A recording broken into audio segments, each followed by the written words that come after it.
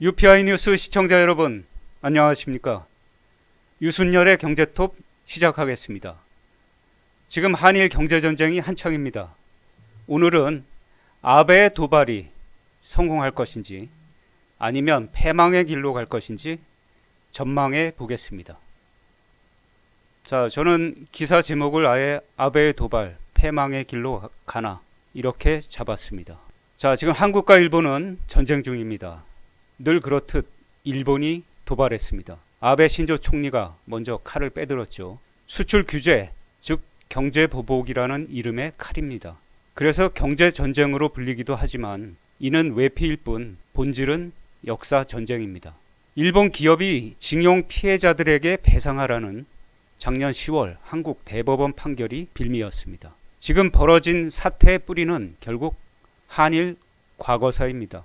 평화헌법을 뜯어고쳐 일본을 전쟁할 수 있는 나라로 만들려는 아베에게 과거사는 족쇄와 같습니다. 그래서 과거 침략의 역사를 부정하고 덮으려는 아베, 과거를 드러내 청산하려는 한국의 충돌은 어찌 보면 불가피한 것이었습니다. 그렇다면 아베의 도발은 성공할 것인가? 과거사를 덮고 전쟁할 수 있는 보통 국가의 꿈을 실현할 수 있을 것인가? 결론부터 말한다면 성공하기 어렵습니다. 망조가 이미 나타나기 시작했습니다.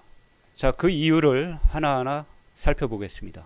먼저 지금 이 경제 전쟁의 성격이 역사 전쟁이기 때문에 역사적 사실부터 한번 짚고 넘어가 보겠습니다. 자, 반성도 사죄도 한 적 없다. 그렇습니다. 일제는 36년간 조선을 무력으로 침략하고 지배한 데 대해서 반성한 적도 없고 공식적으로 사죄한 적도 없습니다. 아베 총리는 위안부 합의 파기와 징용 피해자 배상 판결을 들어 한국을 믿을 수 없는 나라로 규정했습니다. 수출 규제, 경제 보복을 시작한 진짜 이유입니다. 한국이 한일 청구권 협정에 위반하는 행위를 일방적으로 했다. 자, 이게 아베의 주장인데요. 여기서 한일 청구권 협정이란 1965년 박정희 정권이 굴욕 외교라는 국민의 반대를 억누르고 맺은 바로 그 협상입니다. 당시 한국은 3억 달러 무상 자금과 2억 달러 차관을 챙겼습니다. 그리고 대일 청구권을 포기했죠. 당시 협정의 가장 큰 문제는 식민 지배에 대한 일본의 반성과 사죄가 전혀 없었다는 점입니다. 역사 청산의 대전제 조건인 반성과 사과를 건너뛴 것이죠. 따라서 당시 일본이 건넨 돈도 배상금이 아닙니다. 지원금 성격입니다. 이를 두고 일본의 석학 와다 하루키 도쿄대 명예교수는 사죄도 없이 마무리된 1965년 한일 청구권 협정은 불완전한 협정이었던 만큼 청구권 협정으로 모든 절차가 끝났다는 일본 정부의 주장은 어불성설이다. 최근 한국일보 인터뷰에서 이렇게 밝혔습니다. 자, 그 다음 지금 징용 피해자 배상 판결에서 보듯 그럼 한일 청구권 협정으로 개인 청구권도 소멸된 것인가? 자, 그렇지 않습니다. 대한민국 대법원의 2013년 판결을 보면 청구권 협정에 개인 청구권은 포함된 것이 아니다. 이렇게 해석했습니다. 구체적 내용을 볼까요? 청구권 협정은 일본의 불법적 식민 지배에 대한 배상을 청구히 한 협상이 아니라 기본적으로 샌프란시스코 조약 제4조에 근거하여 한일 양국 간의 재정적, 민사적 채권, 채무관계를 정치적 합의에 의하여 해결하기 위한 것으로 보인다. 따라서 피징용 한국인의 미수금 보상금, 기타 청구권의 변제 청구에 강제동원 위자료 청구권까지 포함된다고 보기는 어렵다. 이렇게 해석했습니다. 여기서 다시 와다 하루키 교수도 청구권 협정이 불완전한 만큼 강제징용 피해자들의 개인 청구권도 당연히 소멸되지 않았다. 이렇게 말했습니다. 최근 양국 변호사, 시민 활동가들도 기자회견을 통해 성명을 발표했는데 거기서 같은 주장을 했습니다. 일본 정부가 한국을 약속을 지키지 않는 나라라고 반복해서 비난하고 있지만 한국 대법원은 한일 청구권 협정의 유지를 전제로 법 해석을 해 판결을 했다는 것입니다.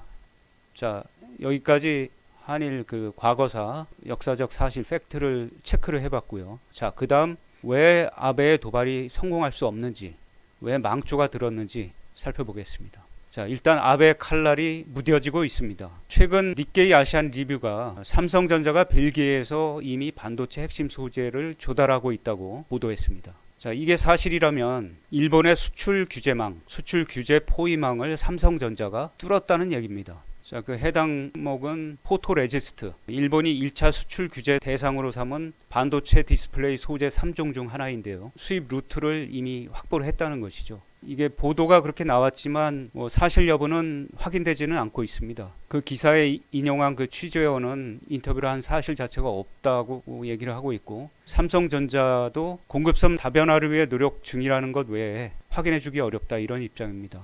당연히 이것은 보안 유지를 위해 확인해 줄 수 없을 것입니다. 지금 어찌됐든 기업은 대안을 마련 중이고 정부도 부품 소재의 탈일본을 선언하고 대책을 세운 상태입니다. 한국 경제는 시간이 갈수록 일본 경제 보복의 내성을 키울 것이라고 봅니다. 더욱이 지금 한국은 일본을 부러워하며 추종하던 예전의 한국은 아닙니다. 지난 20년간 한국의 기업 이익은 7배가량 증가했습니다. 그만큼 외풍에 대한 대응 능력이 굉장히 세졌다고 볼 수 있습니다. 상징적으로 과거 굴지의 일본 기업, 소니, 파나소닉 등 일본의 간판 기업 여러 개를 합쳐도 삼성전자 하나만 못합니다. 자, 이런 것만 봐도 지금 한국은 예전에 일본을 쫓아가던 추종하던 그런 나라가 아니다. 자, 그래서 아베 칼날은 시간이 갈수록 무뎌질 수밖에 없다는 겁니다. 자, 그 다음 위기의 아베노믹스. 아베 집권 이후 잃어버린 30년을 찾겠다면서 금리 인하, 지금 마이너스 금리까지 갔고요. 양적 완화를 계속, 한마디로 돈을 찍어내서 막 퍼붓는, 그래서 억지로 인플레를 유발하고 이런 경기 부양책을 벌였는데요. 이번 사태를 계기로 아베노믹스는 훨씬 더 어려워질 전망입니다. 한국에 대한 수출 규제가 일본 경제에도 막대한 손실을 줄 수 있기 때문입니다. 자, 여기서 최백은 건국대 경제학과 교수의 분석을 보겠습니다. 반도체가 우리 수출에서 1위를 차지하고 있으니 공격했는데 일본이 놓친 게 있다. 급소를 노렸다고 하나 삼성전자와 SK하이닉스 등 글로벌 경쟁력을 가지고 방어 능력이 있는 기업을 건드리면서 오히려 성공 가능성이 낮아졌다. 이렇게 분석했습니다. 좀 더 구체적으로 보면 반도체를 비롯해서 국제 분업 구조가 복잡한 산업일수록 소재 부품의 경쟁력과 완제품의 경쟁력이 맞물려 돌아가기 때문에 앞으로 삼성전자와 거래가 끊기면 일본 기업들이 지금의 경쟁력을 유지하지 못할 수도 있다. 이런 얘기입니다.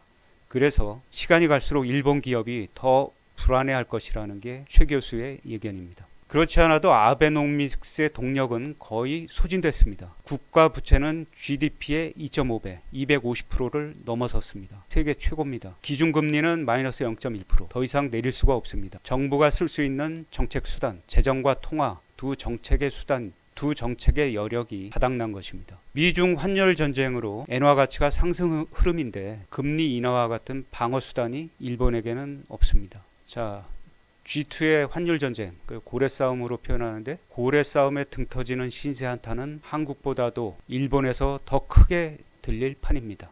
자, 안팎으로 아베는 또 여론전에서 외톨이가 되어가고 있습니다. 국내외 여론이 싸늘합니다. 경제, 아베노믹스가 어려워지면 아마도 그 비판 강도는 더 높아질 것입니다. 미국 조지 워싱턴대 그레그 브레진스키 교수, 최근 워싱턴 포스트 기고 글에서 일본이 과거에 대해 속죄하지 않는 것이 세계 경제를 위협하고 있다. 이렇게 비판했습니다. 2차 세계대전 동안 일본은 역사상 가장 끔찍한 잔혹행위를 저질렀다. 이런 행위를 청산하지 못한 것은 동아시아를 훨씬 넘어서는 경제적 효과를 가져올지 모른다. 물론 일본 내에서도 비판 여론이 확산할 가능성이 적지 않습니다. 이미 일본에서 양심적 지식인 등 청명을 통해 대립과 반목 행위를 중단하라고 아베 정부를 압박하기 시작했습니다. 자, 이제 결론적으로 아베의 도발 제2의 진주만 기습되나. 자, 1941년 일제는 진주만 기습을 감행합니다. 최강대국 미국을 상대로 전쟁을 시작한 것인데요. 그 진주만 기습으로 일제는 패망의 길로 들어섰습니다. 지금 일본 여권 내에서도 당시를 떠올리기 시작했습니다. 여당인 자민당 간사장을 지낸 고가 마코토 12일 도쿄 신문과의 인터뷰에서 아베 일강 독주 체제인 현 일본 정치를 태평양 전쟁 말기와 같은 정체 빈곤이다, 이렇게 혹평했습니다.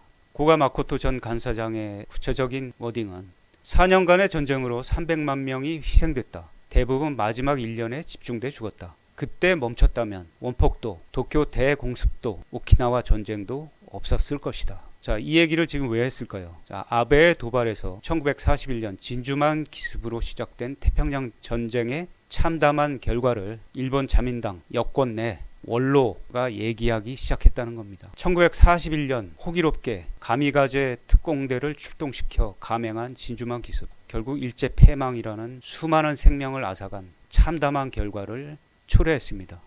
자, 이처럼 아베의 도발이 성공보다는 패망의 길로 갈 가능성, 그 망조는 시간이 갈수록 더 많이, 더 세게, 더 심하게 나타날 것입니다. 네, 유순열의 경제톱 오늘은 여기까지입니다. 다음 시간에 또 찾아뵙겠습니다. 오케이.